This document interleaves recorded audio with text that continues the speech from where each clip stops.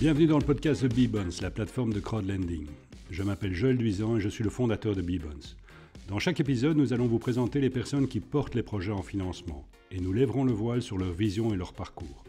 Nous aborderons également les thématiques liées au financement d'entreprises et aux stratégies d'investissement pour dynamiser l'épargne citoyenne et la trésorerie des entreprises. Bonne écoute.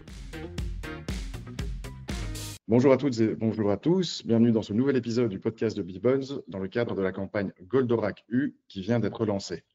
Après avoir exploré la dimension culturelle et le potentiel commercial avec Caroline Corneau, la CEO de Mangouste Anime, nous avons aujourd'hui le privilège d'accueillir Sébastien Bertin, actionnaire historique de Mangouste Anime. Sébastien, vous êtes cofondateur et partenaire chez Mindstone Capital, société indépendante spécialisée dans l'investissement immobilier et le private equity.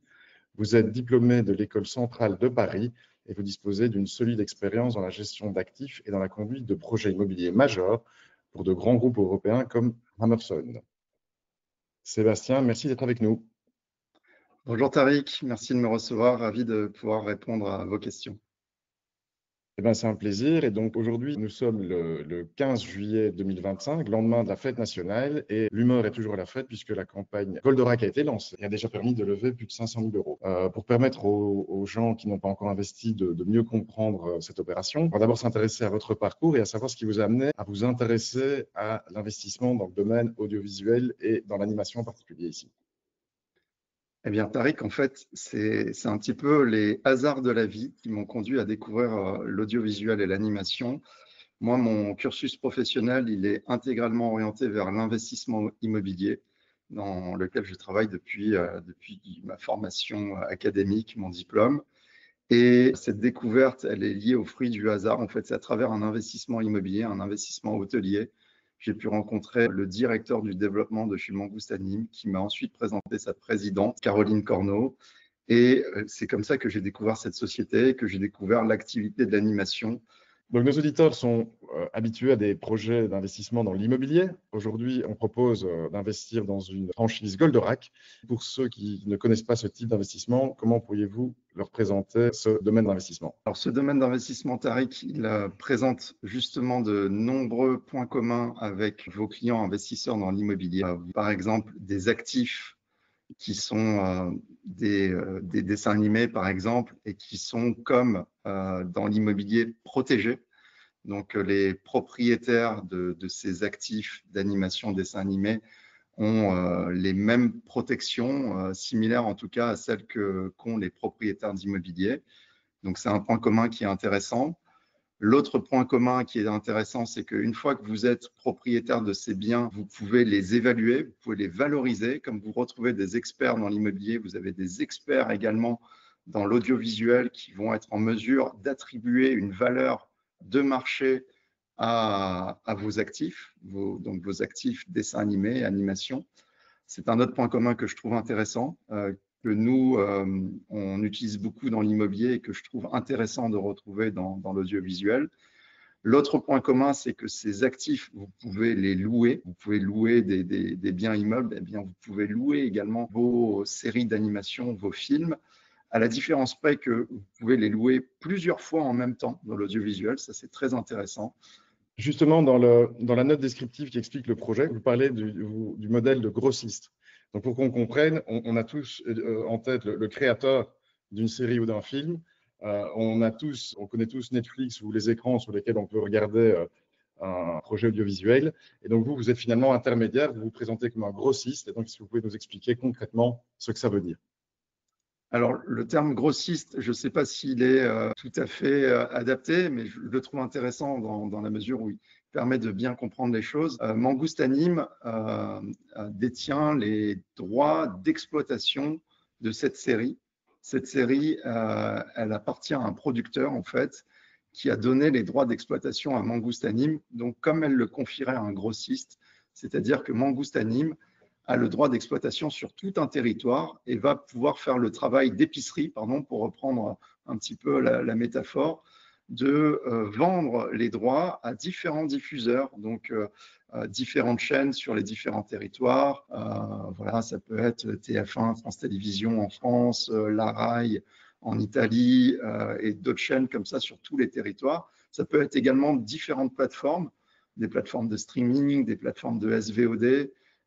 Et ça, c'est le travail d'épicerie. Et donc, le producteur, qui s'appelle Manga Production, a s'adressé à Mangouste Anime pour faire ce travail d'épicerie et d'adresser les dessins animés à différents diffuseurs. C'est en ça qu'on peut qualifier ce travail de grossiste. C'est comme si c'était un achat en gros et une vente un petit peu au détail par la suite. Pour revenir sur l'idée de chaîne de production, les investisseurs de B-Bonds ont participé et soutenu au financement d'une de ces premières séries en fin 2024. Et donc là, on voit qu'on était en amont puisqu'il s'agissait de finalement produire, filmer et réaliser la série. Ici, on est sur un personnage bien connu depuis 50 ans, Goldorak, un reboot. Donc on connaît tous aussi ce type de production. Et donc vous intervenez finalement comme intermédiaire et distributeur entre les télévisions ou les écrans et le producteur. C'est exactement ça et je trouve que ça en fait un point très intéressant. Il existe différentes manières d'investir dans l'audiovisuel et par exemple de financer la production d'un nouveau film, d'une nouvelle série d'animation. Et je vais reprendre la métaphore du parallèle avec l'immobilier. C'est comme si en immobilier, quand vous financez la production d'un immeuble, donc vous achetez un terrain, vous obtenez les droits à construire et vous construisez, vous prenez un risque de construction. Et bien là, si on fait le parallèle avec Goldorak U, l'immeuble, il a déjà été construit. Goldorak U, il existe déjà, il a déjà été dessiné, produit et même diffusé en Asie et au Moyen-Orient. Et en fait, les investisseurs de B-Bonds qui vont rentrer aujourd'hui sur cet investissement, ils ne prennent pas ce risque de production. Ils arrivent au meilleur moment en fait de la création de valeur. Le dessin animé existe et il ne reste plus qu'à le vendre. Il ne reste plus qu'à l'adresser aux différents diffuseurs, chaînes, plateformes de streaming, etc. Et donc, c'est ce qu'on propose aux investisseurs de B-Bonds, c'est de participer à l'exploitation et de capter la valeur liée à l'exploitation des droits audiovisuels de Goldorak U. Mais alors, parlant de droits audiovisuels, donc, on est sur un actif intangible et protégé. Et donc, on a ici une évaluation de 102 millions d'euros par une experte judiciaire agréée. Et donc, concrètement, comment on arrive à un tel montant? Quel est le sous-jacent, je veux dire, qui permet de calculer, d'arriver à un chiffre de 102 millions? Alors, les experts, je ne peux pas me mettre à leur place, mais ils font leur travail. Leur travail, c'est un travail d'évaluation, de comparaison, effectivement, des revenus que peuvent générer l'exploitation de Goldorak U. Et donc, ils ont leur base de données avec les références des montants que peuvent payer les différentes chaînes, des montants que peuvent payer les différentes plateformes de streaming, et ils font leur propre projection de diffusion donc sur les différents territoires, de SVOD, donc des clients qui vont acheter les différents épisodes sur des plateformes payantes. Et donc, tout ce modèle d'évaluation conduit à la valeur que vous avez citée d'un petit peu plus de 100 millions d'euros.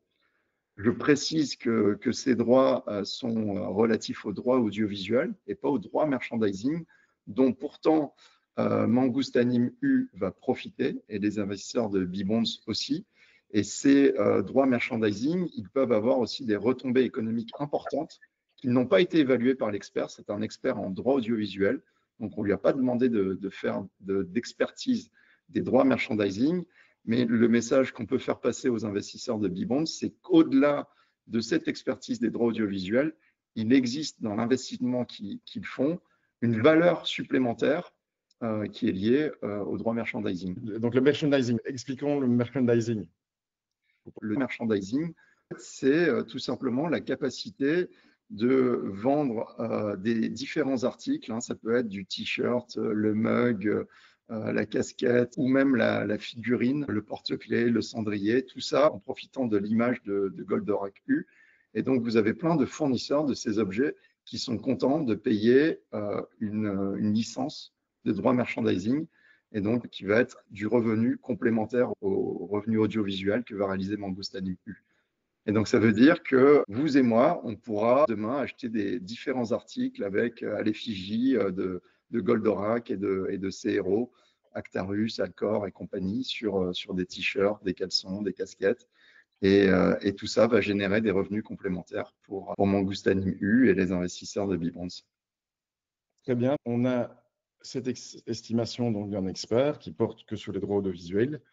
Et vous avez un business plan. On voit dans la note qu'il y a déjà pas mal d'intérêts des chaînes. Sur quelles hypothèses vous êtes-vous basé pour vos projections? Alors, les hypothèses, en fait, Tariq, on s'est appuyé sur les projections proposées par notre expert. On a voulu être cohérent avec l'expertise et on a un business plan qui s'appuie sur les mêmes hypothèses que l'expert. Alors, c'est des hypothèses qu'on a prolongées, par exemple, puisque, comme je vous l'ai dit, l'expert est un expert en droit audiovisuel, donc il n'a pas réalisé de business plan sur les droits merchandising. Et pour les droits merchandising, on a eu une approche assez conservatrice, en fait, puisqu'on a totalisé les demandes que Mangouste Anime U avait reçues en amont, depuis que certains fournisseurs savent que Mangouste Anime U est le titulaire de ces droits merchandising. Ils ont adressé spontanément des demandes, des offres pour vendre des t-shirts, des briquets, des cendriers, différents articles.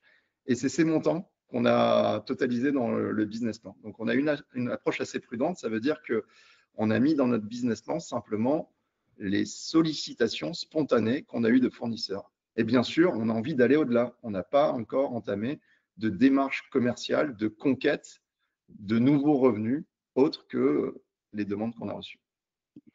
Alors, nous sommes dans une campagne de crowdlending sur Beebones et aujourd'hui, c'est une double première sur Beebones. Donc, d'une part, parce que c'est la première fois qu'est proposé au financement un projet d'animation, donc un film d'animation. Et d'autre part, c'est la première fois qu'un taux de 15% d'intérêt annuel brut est proposé. Alors, pour ceux qui pourraient être surpris de tel montant, comment expliquez-vous qu'un taux à ce niveau puisse être fixé et que vous soyez heureux de le payer? Eh bien, en fait, il y a plusieurs éléments de réponse à cette question. La première, c'est que je pense que les clients de Beebonds ont l'habitude de financer des projets immobiliers, qui est une industrie alors que je connais très bien, que tout le monde connaît très bien parce qu'on a tous un rapport à l'immobilier, on est tous propriétaires ou locataires d'un bien immobilier. Et il y a des références en matière d'obligations, de rendement immobilier, et donc vos clients ont l'habitude de ces rendements-là. En mettant le projet Goldorak U sur la plateforme, on se compare forcément aux autres projets immobiliers qui sont sur la plateforme et aux habitudes qu'ont vos clients. Et Mangouste Anime U a souhaité proposer un produit plus attractif parce que le business plan le permet. La création de valeur sur le projet Goldorak est suffisamment intéressante pour se permettre de la partager avec des investisseurs obligataires qui vont participer eux-mêmes au succès de ce projet. Et voilà, les actionnaires de Mangouste Anime U ont souhaité être peut-être plus généreux que dans certains projets immobiliers sur ce projet d'animation. Et aussi, comme autre élément de réponse, pardon Tariq, il faut dire que, comme vous l'avez dit, l'industrie audiovisuelle, elle n'est pas encore connue. Donc, il y a un phénomène de découverte. Et pour que cette découverte puisse avoir lieu, il faut un produit d'appel avec peut-être un peu plus de générosité.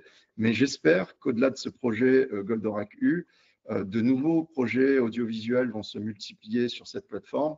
Et pourquoi pas avec Mangouste Anime également, qui a d'autres projets en portefeuille. Et voilà, et peut-être qu'on va étalonner un nouveau référentiel pour cette industrie particulière. Elle commence avec ce projet, effectivement, à 15%. Alors, on a fait au cours de cet épisode quelques parallèles entre l'investissement dans le droit audiovisuel et l'investissement immobilier. C'est peut-être l'occasion quand même de rappeler, parce que vous dites que tout le monde a un rapport à l'immobilier, mais quand on parle de taux d'intérêt, l'investisseur normal, qui est, je veux dire, moi, pense au taux que la banque peut lui proposer pour faire un projet.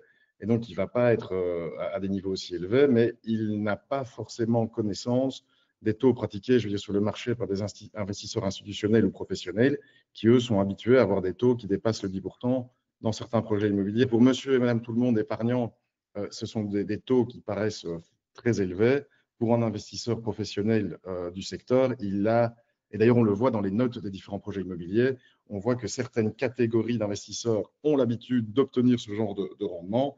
Et donc finalement, le crowdlending, c'est une manière de rassembler des petits investisseurs, donc une foule d'investisseurs, et de leur donner des taux qui d'habitude sont réservés à des investisseurs plus gros ou plus premium, on va dire. Donc on aime rappeler ça, c'est quand même l'objet et un des intérêts du crowdlending. Donc aussi l'occasion de rappeler qu'on est dans du crowdlending, c'est-à-dire que c'est un montant qui est prêté en échange d'un rendement et qui sera remboursé. Et Ouais. donc, la rémunération des investisseurs ne dépendra pas du succès à la hausse ou à la baisse. Dans le cinéma, on sait que les studios font parfois des fours, des très bonnes affaires ou des mauvaises affaires sur des films. Ils prennent le risque total. Ici, on est sur un prêt et on est sur une obligation. Donc, le rendement de cette obligation est prédéfini et donc dépend de votre business plan, mais n'a pas l'aléa d'investisseurs qui prennent le risque d'une production. Tout à fait. Très bien. Cette campagne crowdlending est un levier pour vous pour l'acquisition de ces droits. Et donc, vous offrez donc un taux, on en vient d'en parler. Et par ailleurs, il est proposé des sécurités. Est-ce que vous pouvez nous parler de ces sécurités qui s'appliquent dans cette opération? Alors, pour garantir les investisseurs qui souscrivent à l'obligation émise par Mangoustan U relative au projet Goldorak U, ce qui a été décidé, c'était de créer une structure complètement dédiée à ces droits. Donc, vous avez une structure qui s'appelle Mangoustan U, qui n'a été créée que pour accueillir les droits de Goldorak U, ses droits d'exploitation, ses revenus et ses éventuelles dettes, donc cette obligation. Donc, on a créé une structure qui est pure. Il n'y a que ça dedans. Vous n'avez pas de passif social, vous n'avez pas de salariés, vous n'avez pas d'autres actifs, vous n'avez pas d'autres dettes. Il n'y a que ce projet. Et pour garantir les prêteurs, donc les souscripteurs à l'obligation de Mangoustan U, nous avons mis en place le nantissement de l'intégralité des parts de la société, de sorte qu'en cas de défaut, les investisseurs prêteurs se retrouveront actionnaires et donc propriétaires des droits. Donc, ils récupèrent l'intégralité de la valeur des droits de Goldorak U. C'était pour nous la meilleure façon de rassurer les investisseurs, et c'est de leur dire, vous savez, le projet Goldorak U, au-delà de l'obligation B-Bond, c'est une émission obligataire de l'ordre de 15 millions d'euros. Elle est garantie, en fait, elle finance un actif qui a été expertisé à un petit peu plus de 100 millions d'euros sans tenir compte des droits merchandising. Et donc là, on a un rapport de proportion qu'on juge tout à fait à la faveur des prêteurs. Ils prêtent 15 pour quelque chose qui vaut plus de 100. Et en cas de défaut d'une échéance de remboursement, ils récupèrent l'intégralité de l'actif qu'ils pourront eux-mêmes revendre et recouvrir leurs dettes. C'est d'ailleurs l'occasion de souligner que la maturité, donc la durée de ce prêt est de 2 ans, mais l'exploitation et les droits sur les revenus sera sur une période plus longue. Si quelque chose d'imprévu devait se passer, les investisseurs ont un actif qui peut générer des revenus pendant une période plus longue que ces 2 ans initiaux. Exactement. Ils pourront se substituer à l'actionnaire actuel dans le bénéfice de l'exploitation des droits de Goldorak U. Très bien. On a déjà pas mal parlé des ponts ou des analogies qu'on peut faire entre l'immobilier et l'audiovisuel. Vous êtes un professionnel de la finance, vous rencontrez pas mal de clients et donc c'est peut-être l'occasion de parler de l'opportunité de diversification. Pour des gens qui ont l'habitude d'investir dans l'immobilier, quelle est l'opportunité de diversification qu'on peut saisir ici? Vous l'avez évoqué tout à l'heure, Tariq, la plupart des clients de B-Bonds ont l'habitude des projets immobiliers et donc ont l'habitude des rendements que peuvent apporter ces projets immobiliers. Aujourd'hui, ils ont la possibilité de diversifier sur une autre classe d'actifs, sur une autre industrie qui est un petit peu différente, avec une rémunération et un risque qui sont différents. De mon point de vue, je trouve cet investissement rassurant pour les chiffres qu'on a cités. Le rapport entre la dette mise en place et la valeur de l'actif sous-jacent est plutôt à la faveur, et même très à la faveur des prêteurs sur ce projet précis en audiovisuel à comparer aux autres projets traditionnels dans l'immobilier. Le rendement aussi de 15%, je pense, est supérieur à la plupart des rendements qu'on trouve sur des obligations, sur des projets immobiliers. Et donc, c'est une bonne façon de diversifier leurs risques avec un sujet que moi, je juge intéressant d'un point de vue couple risque-rendement. Et surtout, il faut ajouter qu'en matière d'animation, on leur offre la possibilité d'investir sur un monument de l'animation. Ce n'est pas comme si le projet qu'on proposait aujourd'hui sur B-Bond, c'était une nouvelle création inconnue qui aurait toutes ses preuves à faire. Là, il s'agit du reboot de Goldorak, qui est le premier manga à succès international dans les années 80. Et c'est un reboot qui est fait par le même créateur. Donc, il n'y a même pas de notion de droits qui ont été rachetés, réinterprétés. C'est le créateur original de Goldorak qui revient sur scène et qui propose son reboot pour l'adresser aux nouvelles générations et à tous les fans de manga dans le monde. Donc, je pense qu'en termes de diversification, c'est une bonne façon de le faire sur un monument de l'animation en audiovisuel. Et pour revenir à cette diversification et à l'analogie, c'est dans un projet immobilier, soit on doit construire ou aménager un actif et le revendre. Donc, ça va être, on va rembourser les investisseurs avec le produit de la revente. Ou alors, on a un actif qui va générer des revenus de type loyer. Et donc, en général, à part même un centre commercial va avoir peut-être une multitude de locataires, mais en général, le nombre de locataires dans un projet est relativement limité. Or, si je comprends bien ici, avec le modèle de grossiste qu'on a comparé à un grossiste, c'est vous avez toute une série de gens qui vont payer les droits. Donc, si une télévision italienne, par exemple, passe une plus petite commande ou ne pas arriver à payer, il y a une diversification géographique. Donc, d'habitude, dans l'immobilier, on est sur un type de bien, une classe d'actifs, et en général, dans une zone géographique. Ici, on a un actif institutionnel de la culture, je veux dire manga ou animé, et des sources de revenus dans le monde entier, ou en tout cas dans pas mal de pays. C'est exactement ça, Tariq. Les territoires couverts par les droits de Mangouste Anime U sont très larges. On a la France, les pays francophones, l'Espagne, l'Amérique latine, les pays germanophones, les pays lusophones, donc Portugal, Brésil. On a également les États-Unis, on a la Grèce et on a également la Russie que je citerai de façon anecdotique. Donc, c'est tout autant de territoires où Mangouste Anime U va pouvoir faire des revenus, adresser ce dessin animé aux chaînes qu'on appelle linéaires, l'équivalent des chaînes hertziennes, mais également les chaînes du câble et également les plateformes de streaming ou voilà, les plateformes de SVOD. Donc, sur l'intégralité de ces territoires. Donc, c'est autant de diversification géographique possible, à la fois sur les droits audiovisuels et sur les droits merchandising. Très bien. On souhaite donc beaucoup de succès à ce reboot de Goldorak, tant sur les écrans que sur B-Bones. Encore une fois, merci Sébastien, et on souhaite tout le meilleur à ce projet. Merci Tariq, à bientôt.